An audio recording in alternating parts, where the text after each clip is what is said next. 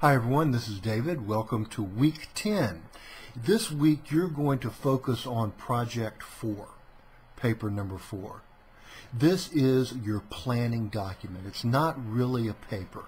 It's really you thinking about and outlining your project for number 5, the last project in this course. So this is an important week because, as we've stressed throughout the course, planning sets the stage for all later success, whether it's in writing or a lot of other things. So let's take a look first here at this opening announcement. I just want to draw your attention to a few things. First, you do need to participate in that conference entitled Topic Planning, Final Project, Papers 4 and 5. Again, the planning paper is paper number 4. The project itself, for which the planning is done, is number 5.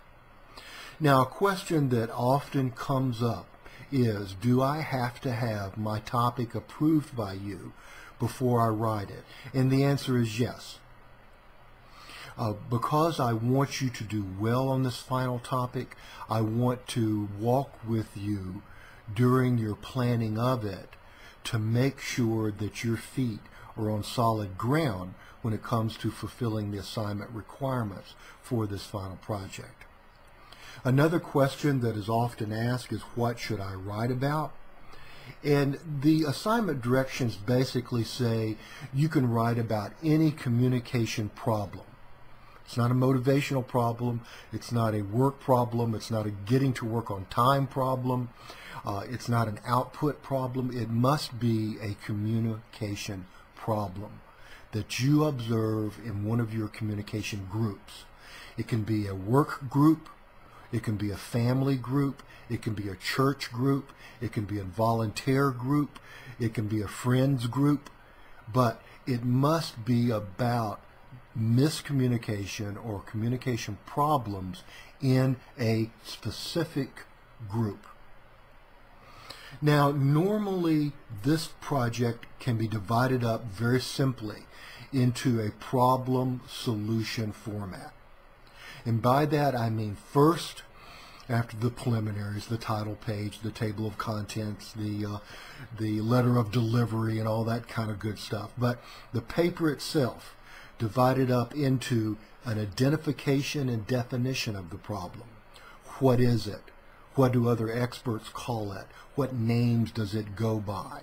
Is it a communication inhibitor? If so, which one? Then comes examples of that problem. Real, concrete, specific examples that you collect of that problem from your group.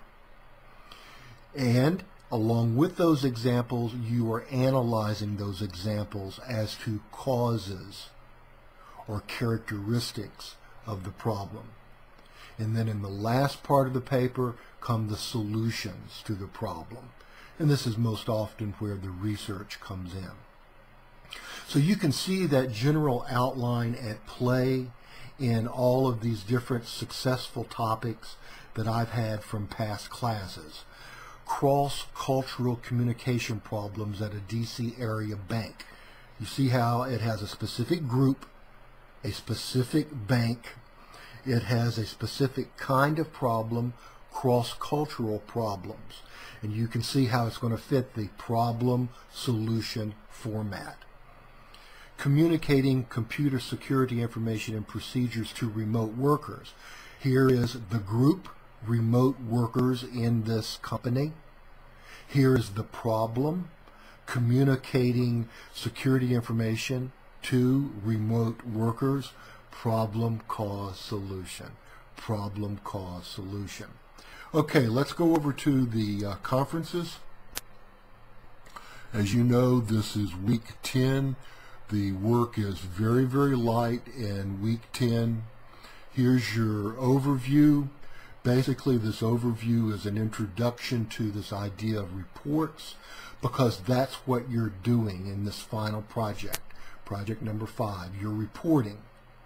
And you have an option as you often do in the workplace, to give a written report, or you can give a PowerPoint report. It's up to you. You have both of those options for this final project, project number 5. I'm also introducing you to some information mapping because I think it can help you in your report and also in your design of PowerPoint.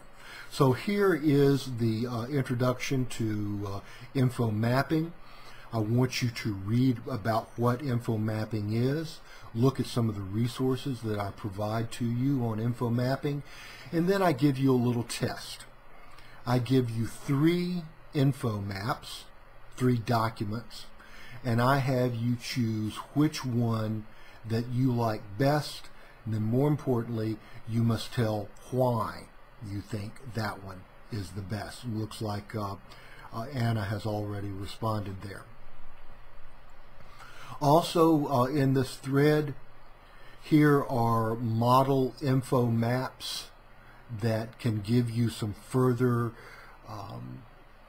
examples of what an info map is. Basically all it is you apply a detailed outline to whatever it is you wish to communicate. You apply a detailed outline that includes lists, numbered lists, as well as bullet lists, that apply very clear divisions using white space, and apply a very clear hierarchy using indentations to signal the relative importance.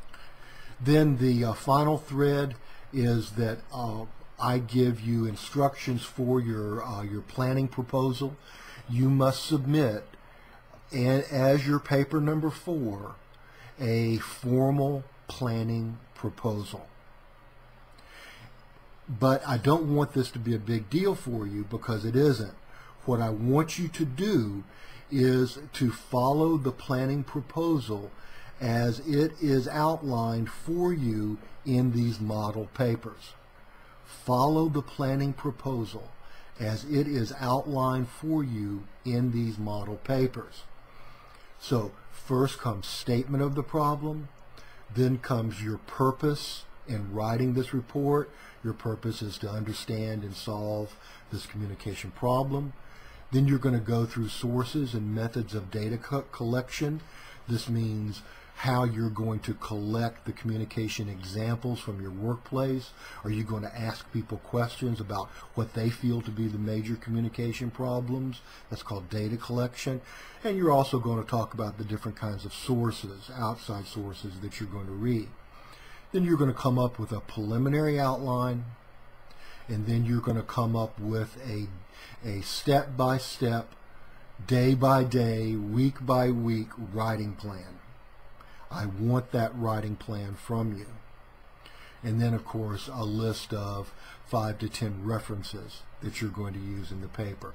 So regardless of how you design your document, it's going to have in it those things. Here's another example. Proposal for investigating IT portfolio management. Statement of the problem. Purpose of the work. And he subdivided that into a few more subheadings. Sources and methods of data collection. Preliminary outline. Work plan. Week by week, day by day, step by step. And then the list of references. So there should be no doubt whatsoever about what I want from you in terms of this planning document. You have 2 good examples there. They both follow the same headings and provide the same information. Okay, let's go ahead and close it out here. This should get you started. I'm going to be checking in every day in your topic planning conference, and I'll be giving you feedback each day, whoever posts, on your topic. Okay, any questions, as always, email me or call me, and I'll get right back to you.